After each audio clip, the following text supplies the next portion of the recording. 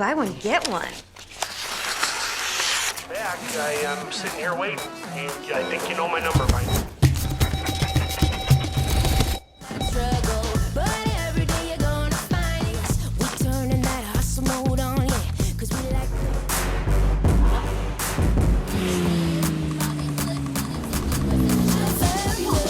it's time to push yourself.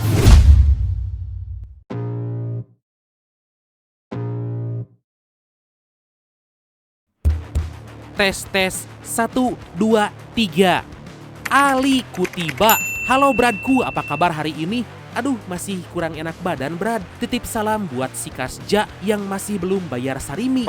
Aduh, itu aja hitungan. Naufal apa sih ini namanya? Absen Bradku. Salam dari Sidoarjo. Request nama Maman dong Bradku. Siap. Pratama ID. Halo Bradku, salam dari Rangkas Bitung. Sehat selalu Bradku, keluarga, tim Santuy Movie, dan untuk kita semua Bradku. Amin, amin ya Allah ya Robbal Alamin. Firdana Afwan, hadir Bradku dari Banten. Salam sehat buat Bradku. Makasih banyak ya Bradku. Sehat selalu juga buat Brad dan keluarga ya. Nah, sebuah film yang diangkat dari kisah nyata tentang dua wanita penipu yang bisa menghasilkan puluhan juta dolar atau ratusan miliar rupiah dengan modus penipuan yang bisa dibilang simple banget sih. Mereka dah kepanjangan. Skuy, langsung aja. So, biar semangat, mari kita ucapkan sama-sama secara serentak, oke? 1, and 2, and 3. Apa? Ayo semuanya. Gaskeun. Mantap.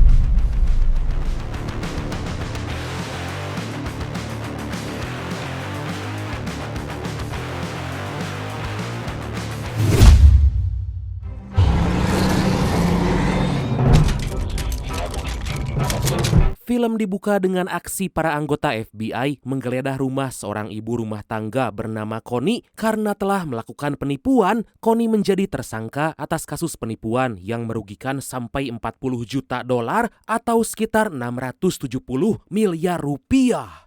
Wow, dan inilah sebuah film yang terinspirasi dari kisah nyata Queen Beans. Okay, yeah, this is the perfect place to start.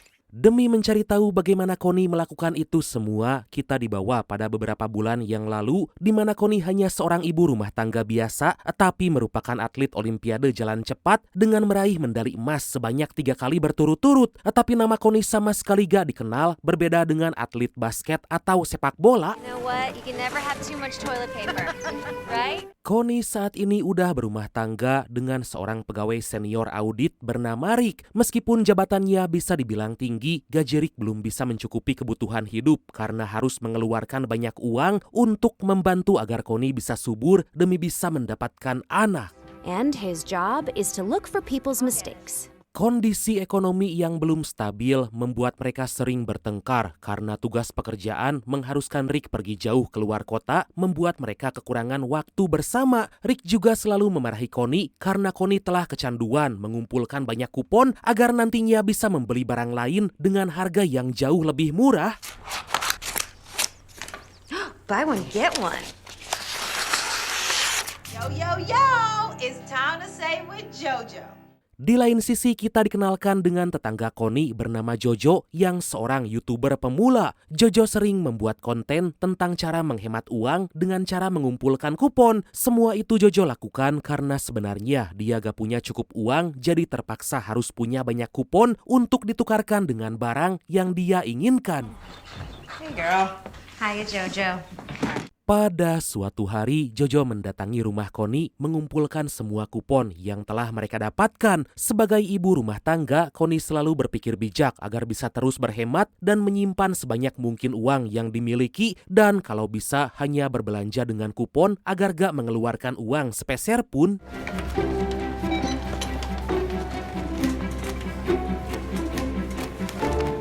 Tapi kebiasaan Connie mengumpulkan kupon membuatnya rela sampai mencari ke bak sampah. Connie pun mulai menukarkan kupon dengan barang belanjaan sampai membuat kasir minimarket dan para pengunjung lain kesal karena Connie sampai membawa ratusan kupon. Dari sana Connie kembali ke rumah menata barang-barang yang dia dapat, tapi Connie sadar bahwa dia ingin segera punya anak. Connie sangat bingung harus berbuat apa lagi agar bisa hamil seperti wanita lain. Di tengah-tengah itu Connie merasa ada yang aneh karena ternyata snack yang dia makan udah kadaluarsa. Tanpa pikir panjang Connie membuat keluhan ke email perusahaan snack tersebut. Cereal this stale, it's more like breakfast of champions. Di tempat lain kita dikenalkan dengan seorang tukang pos bernama Errol yang mengantar beberapa surat kepada Jojo. Gak lupa Errol juga memuji karena dia sangat menyukai konten-konten yang dibuat oleh Jojo. Ternyata sejak lama Errol udah naksir pada Jojo dan selalu ingin punya kesempatan ngobrol lebih lama. Adeh.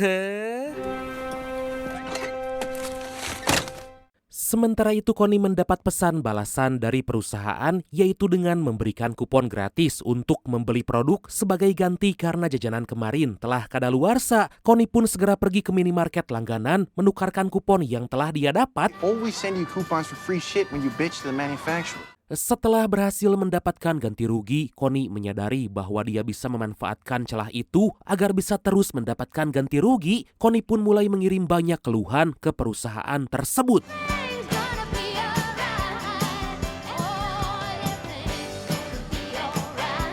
Beberapa hari kemudian, Connie memberitahu Jojo bahwa dia telah mendapatkan banyak kupon untuk ditukarkan dengan makanan. Tentu Jojo sangat kaget karena Connie benar-benar cerdas bisa memanfaatkan celah yang ada. Connie berpikir bahwa dia bisa mendapat keuntungan yang lebih jika kupon yang dia miliki jauh lebih banyak dan akan dijual kepada orang lain. Connie berencana pergi langsung ke pabrik pembuatan kupon dan akan mencari cara agar bisa mencetak kupon sebanyak-banyaknya.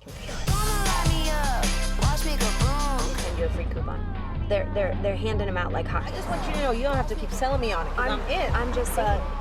Di tempat lain kita dikenalkan dengan seorang pegawai toko yang berdedikasi tinggi yang kita panggil Kasja aja lah ya, sesuai request dari brand kita yang satu ini. Anjir, kod Kasja. Saking serius dalam bekerja, Kasja selalu memperhatikan kupon-kupon yang digunakan oleh pembeli karena bisa jadi itu gak layak. Dan benar aja, Kasja menemukan kupon palsu yang digunakan seorang pembeli. Probably out of China. You know, they script the dates all the time. There's always... Sejenak kita diceritakan tentang Kasja yang mana saking taatnya pada peraturan, hidup yang Kasja jalani benar-benar sangat kaku. Kasja bahkan sama sekali gak mau bertukar kursi pesawat meskipun ada seorang ibu yang terus memohon agar anaknya bisa melihat pemandangan dari jendela. Kasja juga selalu pusing dan berteriak jika melihat orang yang gak taat pada aturan. Wah, terlalu sih ya si Kasja. Random dude and be like, could you steal for us?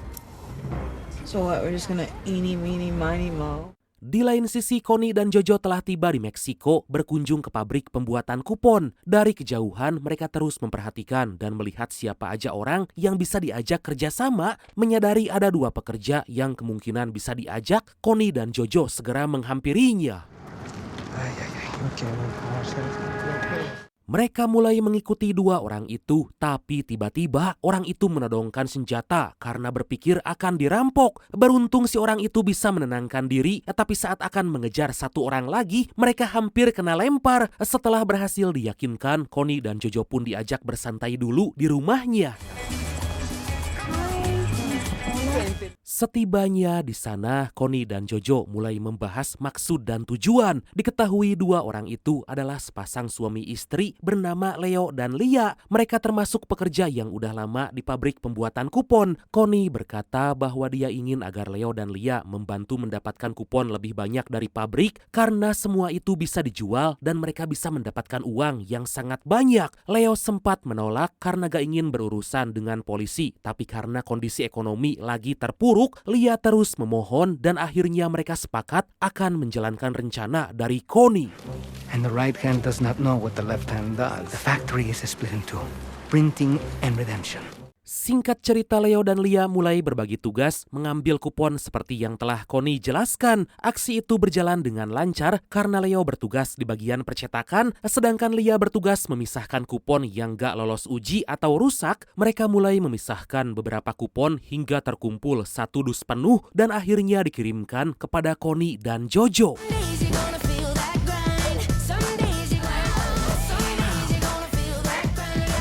Untuk memasarkan kupon-kupon itu, Connie membuat sebuah website agar banyak orang yang membeli. Jojo juga memanfaatkan channel YouTube-nya agar mendapatkan pembeli yang jauh lebih banyak. Secara gak diduga, usaha tersebut membuahkan hasil hingga uang yang terkumpul dari hasil penjualan kupon mencapai ratusan ribu dolar atau miliaran rupiah.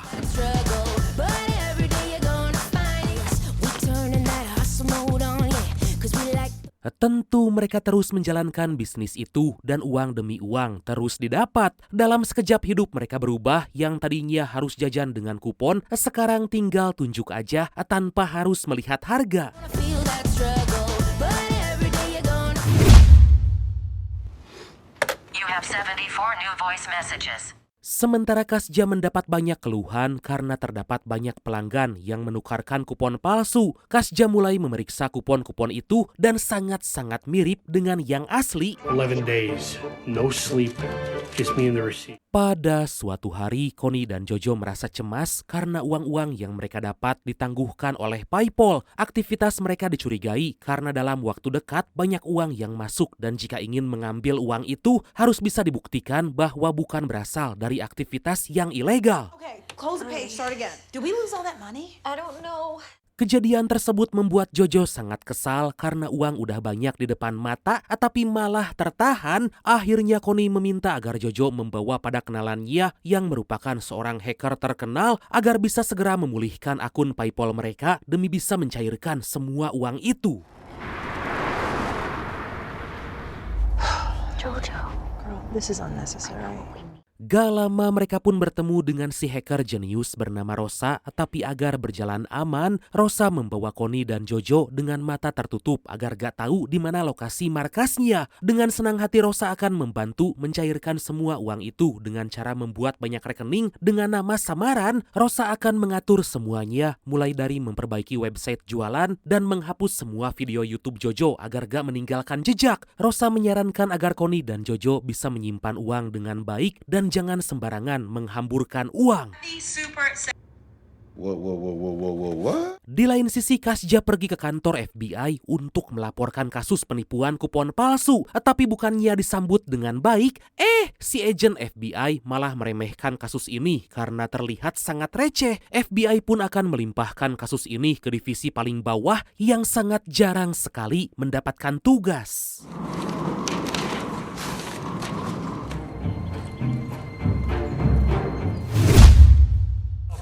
I'm sitting here waiting, and I think you know my number by now. 6 bulan kemudian, Connie terus menjalankan kejahatan dan semua uang yang tertahan di PayPal kini udah dicairkan. Connie dan Jojo telah berhasil mengumpulkan uang sebanyak 5 juta dolar atau sekitar 83,7 miliar rupiah. Tentu mereka sangat senang karena semua usaha yang dilakukan benar-benar membuahkan hasil. Dirty. Didn't Tempe Tina say that all the money is dirty? Tapi Connie sadar jika semua uang itu kotor karena dari proses ilegal dan harus dibersihkan dengan cara melakukan pencucian uang. Connie mencoba menghubungi Rosa tapi sama sekali gak mendapat jawaban. Akhirnya Connie dan Jojo berpikir akan membelikan semua uang itu barang mewah dan nantinya akan dijual lagi.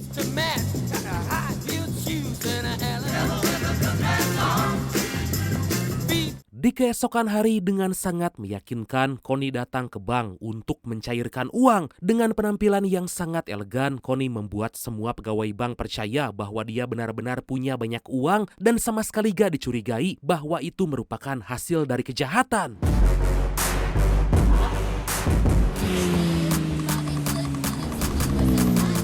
Dari sana Connie dan Jojo membelanjakan semua uang tersebut dengan membeli supercar mewah. Mereka juga membeli bus, kapal, hingga pesawat jet pribadi karena uang yang mereka miliki sangat banyak. Gas sekalian gitu beli kereta api atau tank baja gitu? Aduh.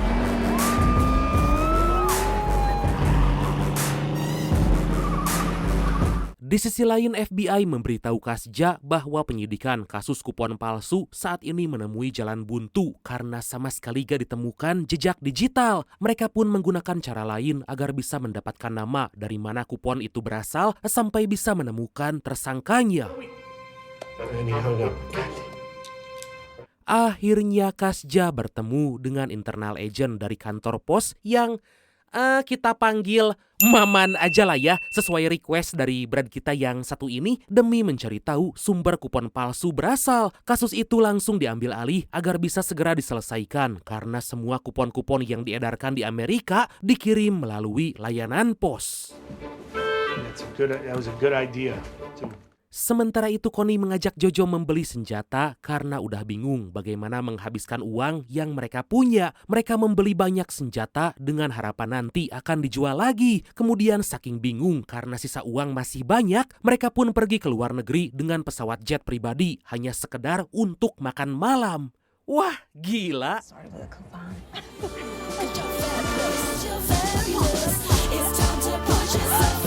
3 hari kemudian Kasja dan Maman mulai menemukan petunjuk dalam kasus kupon palsu itu. Seketika Maman mengajak Kasja terjun langsung dalam penyidikan, bahkan sampai disumpah agar Kasja mendedikasikan dirinya untuk menyelesaikan kasus itu. Assholes would already be on a plane to Kansas by now. Kembali pada Connie dan Jojo, mereka kembali dibawa oleh Rosa ke markas rahasia karena Rosa kaget semua uang telah habis. Menyadari bahwa Connie dan Jojo telah membelikan semua uang itu, Rosa sangat marah karena seharusnya uang-uang itu gak perlu lagi melalui proses pencucian uang karena udah bersih dan legal. Semua ini justru akan membuat FBI curiga karena Connie dan Jojo tiba-tiba punya banyak aset mewah. We bought a few things. A few things? Akhirnya mereka membawa Rosa ke sebuah tempat menunjukkan apa aja yang telah dibeli. Di sana Rosa menyarankan agar semua mobil, kapal, dan pesawat pribadi segera dijual sebelum terlacak oleh FBI. Beberapa hari kemudian Rick pulang ke rumah dan sangat terkejut karena banyak barang baru ditambah Connie udah gak lagi mengumpulkan banyak kupon. Tentu Rick curiga karena bagaimana bisa Connie punya uang yang sangat banyak, tapi di saat yang sama Rick juga senang karena kondisi ekonomi mereka mulai membaik. Connie 2.0. Enjoy. Kemudian Connie diantar Jojo pergi ke rumah sakit untuk tanam sperma. Karena Connie benar-benar ingin punya anak, dia baru tahu jika selama ini yang memiliki masalah itu Rick hingga mereka belum bisa punya keturunan. Meskipun biayanya gak murah, Connie tetap melakukan itu karena udah gak sabar ingin punya anak. You all know Ken Miller, the store's LPO? Di tempat lain, Kasja dan Maman mendatangi setiap minimarket mencari tahu kali aja ada orang yang dicurigai. Satu persatu kasir mulai diinterogasi hingga tiba pada si neneng kasir. Ini laki atau cewek? Bodoh si neneng kasir memberitahu bahwa ada seorang wanita berambut pirang yang dari dulu sering menukarkan kupon. Selain itu wanita tersebut juga sering memberikan quotes-quotes agar bisa hidup lebih hemat. Seketika Kasja teringat pada website pembelian kupon yang terdapat quotes atau kata-kata mutiara pada halamannya. Pada keesokan hari, Kasja dan Maman mengumpulkan semua petugas pos menanyai mereka tentang orang dengan ciri-ciri yang telah disebutkan oleh si neneng kasir. Mendengar itu seorang petugas pos berkata bahwa Errol sering mengantarkan surat dan barang-barang ke rumah seseorang yang gak lain dan gak bukan yaitu Jojo. Am I in any kind of trouble here or... Gak lama Errol langsung diinterogasi demi mencari tahu siapa tersangka dari kasus kupon palsu. Errol berkata dia sama sekali gak tahu karena Jojo bukan seperti ciri-ciri yang disebutkan oleh Kasja. Dirasa mulai buntu, Kasja dan Maman akan mengawasi rumah Jojo agar bisa mendapatkan petunjuk lain. Yeah, I don't know about that interaction. And now he's... Sementara itu Connie dan Jojo pergi ke daerah terpencil untuk menjual senjata kepada para pasukan tentara. Awalnya para tentara kaget karena wanita secantik Connie bisa punya banyak senjata, padahal sangat gak mudah mendapatkan itu semua. Connie dan Jojo terus menawarkan senjata, tapi para tentara gak ada yang mau membeli. Akhirnya dengan terpaksa mereka menjual murah semua senjata itu agar dibeli. You got a deal. We'll take them all. Pada malam hari, Jojo pulang ke rumah dan tanpa dia sadari lagi diawasi oleh Kasja dan Maman. Jojo sangat senang karena kini kaya raya dan merayakannya dengan berjoget di depan rumah. What the hell is she doing?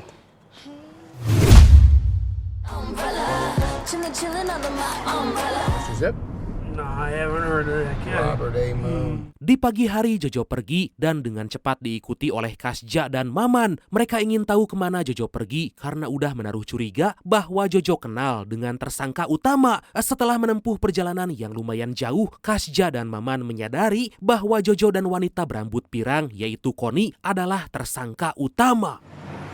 I don't want to get around the seat, so I'm just going to kind of sit up. Akhirnya Kasja dan Maman melaporkan hasil penyidikan mereka kepada FBI. Mereka mulai menjalankan misi demi memastikan bahwa Connie adalah tersangka utama dan setelah melakukan penyidikan berminggu-minggu, mereka berhasil mendapatkan petunjuk bahwa Connie adalah tersangka utama.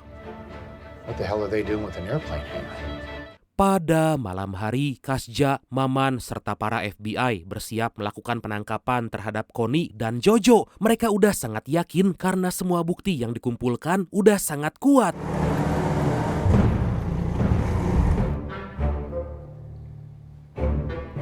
Di sisi lain, Jojo baru membaca surat dari Errol yang berisi agar Jojo segera pindah karena FBI akan segera menangkapnya. Sontak Jojo langsung panik karena menyesal gak membaca surat-surat dari Errol. Show me your hands. Show me. Di waktu yang sama, Connie tengah tertidur dan sangat terkejut karena disergap oleh FBI. Gak lama Jojo juga akhirnya ditangkap dan aksi penangkapan mereka langsung disiarkan ke semua media.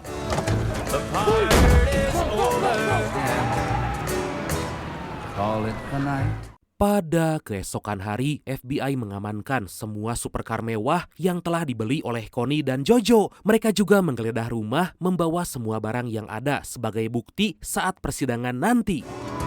Good things must end. They say that all.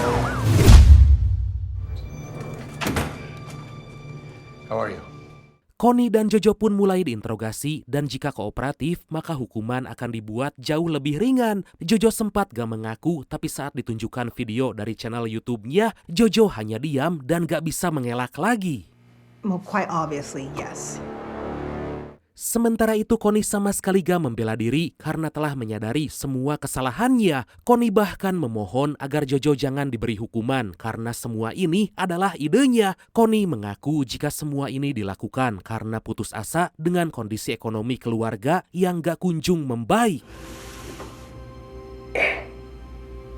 Kini Connie dan Jojo menjadi tahanan kota sebelum menghadapi proses persidangan untuk menerima berapa lama hukuman yang akan mereka dapat. Connie benar-benar minta maaf pada Jojo karena dia telah melibatkannya sampai harus menggunakan baju tahanan. Connie Kaminsky? That's me. Gak lama Connie dan Jojo ditemui oleh orang yang mereka sayangi. Connie sangat senang karena Rick menjenguknya, tapi bukannya bersimpati, Rick justru malah memarahi Connie karena telah membuatnya kecewa. Hugsia. Di waktu yang sama, Jojo kini statusnya menjadi tahanan luar karena mendapat jaminan dari Errol. Jojo sangat senang karena Errol melakukan itu, ditambah memberikan bunga yang sangat-sangat indah. Jojo merasa terharu karena selama ini gak pernah didekati oleh lelaki baik. $40 million worth of counterfeit coupons. We traced Sementara FBI terus mencari tersangka lain karena Connie dan Jojo gak mungkin bekerja berdua. Tapi mereka gak bisa asal menangkap karena Leo dan Lia berada di negara Meksiko di mana FBI gak bisa sembarangan karena berbeda wilayah hukum. Whenever he said it, most everyone took it to be fact. Di keesokan hari, Connie dan Jojo mulai menjalani persidangan dan mereka beruntung mendapatkan pengacara yang sangat handal dan bisa melakukan pembelaan atas apa yang telah mereka lakukan. Si pengacara membela Connie dan Jojo karena mereka hanya memanfaatkan celah yang selama ini gak diperbaiki oleh perusahaan. Akhirnya hakim memutuskan bahwa Jojo dihukum 10 hari penjara dan 1 tahun masa percobaan, sedangkan Jojo dipenjara selama 11 bulan dengan kemungkinan pembebasan bersyarat. That's all. Keputusan hakim itu membuat Kasja dan Maman sangat gak terima karena mereka telah menipu hingga puluhan juta dolar tapi hanya mendapat hukuman yang dirasa ringan. Pihak pengadilan mencoba menjelaskan bahwa perusahaan sama sekali gak menuntut karena takut citra mereka menjadi buruk dan itulah yang membuat hakim mengambil keputusan tersebut. Too much. You're pretty great the way you are. Beberapa waktu kemudian, Kasja mulai bosan menjadi orang yang kaku dan taat pada aturan. Kasja mulai mencari pasangan dengan mencoba aplikasi pencari jodoh agar hidupnya gak kaku dan kesepian. Aduh. Sementara itu Jojo merapikan semua barang di rumah Connie karena masih ada uang yang disimpan dalam dus. Jojo dan Errol sangat senang karena mereka masih punya banyak uang dan akan dijadikan modal untuk membuat perusahaan percetakan kupon yang akan beroperasi di daratan Afrika. Lah, kirain udah tobat, lanjut ternyata. For our new and improved business. Akhirnya Jojo dan Errol mendirikan perusahaan percetakan kupon yang akan diedarkan di Amerika. Jojo gak akan menyia-nyiakan ilmu yang telah dia dapat dari Connie dan tentunya akan tetap menunggu sampai Connie terbebas dari penjara. Dan akhirnya film yang diangkat berdasarkan kisah nyata ini pun tamat. Duh, jadi ingat kata Bang Napi ya, kejahatan terjadi bukan karena hanya ada niat, tetapi juga ada kesempatan. Waspadalah, waspadalah.